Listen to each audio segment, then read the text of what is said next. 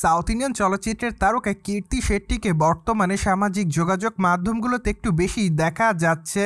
মূলত ২১ বছর বয়সে এই সুন্দরী তারকা তার অভিনয় কেরিয়ারে বেশ কয়েকটা ছবি এরই মধ্যে উপহার দিয়েছে তিনি তার দর্শকদের।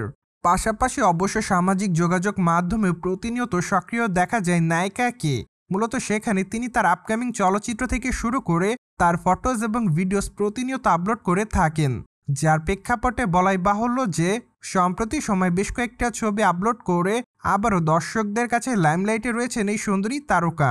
মূলত তার প্রকাশ করা ছবিতে দেখা যাচ্ছে ব্ল্যাক কালারের শর্ট টপসে, পাশাপাশি অবশ্য হোয়াইট কালারের স্কার্ট পরতেও দেখা যাচ্ছে নায়িকাকে, এমনকি লং শুতে দেখা যাচ্ছে তাকে। পাশাপাশি বাঁধা চুলে বসা অবস্থায় পোস্ট নিতে দেখা যাচ্ছে এই সুন্দরী অভিনেত্রীকে। ফলে বলাই বাহুল্য যে তার মায়াবী এই লুকটি দেখে তার দর্শকরা রীতিমতো তার রূপের প্রতি দিশেহারা। তাই তো তার প্রকাশ করা ছবির কমেন্ট বক্সে অনেকে তাকে লাভ ইমোজি দেয়, পাশাপাশি অনেকে আবার লিখেছে গর্জিয়াস। সেই সাথে অনেকে আবার থেকে প্রিটিগাল বলে দাবি করে, আবার অনেকে থেকে বিউটিফুলও লিখেছে।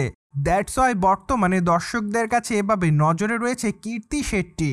প্রসঙ্গত আগামী দিনে সুন্দরী তারকার হাতে বেশ কয়েকটা চলচ্চিত্রের কাজ আছে, যার প্রেক্ষাপটে বর্তমানে এই সুন্দরী তারকা সে সকল চলচ্চিত্রের কাজ নিয়ে সাউথ ইন্ডিয়াতে খুবই ব্যস্ততার মধ্যে রয়েছে।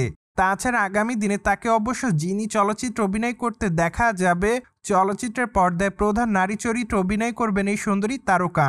এমনকি অনুমান করা যাচ্ছে যে চলচ্চিত্রটি চলিত বছরের শেষের দিকে মুক্তি পাবে। তাই তো বর্তমানে তার সকল দর্শকরা তার আসন্ন চলচ্চিত্র জিনি দেখার জন্য রয়েছে অপেক্ষাতে। প্রসঙ্গত আপনারা সকলে জানেন যে সাউথ ইন্ডিয়ান চলচ্চিত্রের বর্তমান সময়ের দর্শকপ্রিয় একজন সুন্দরীতম তারকা হলেন কীর্তি শেট্টি।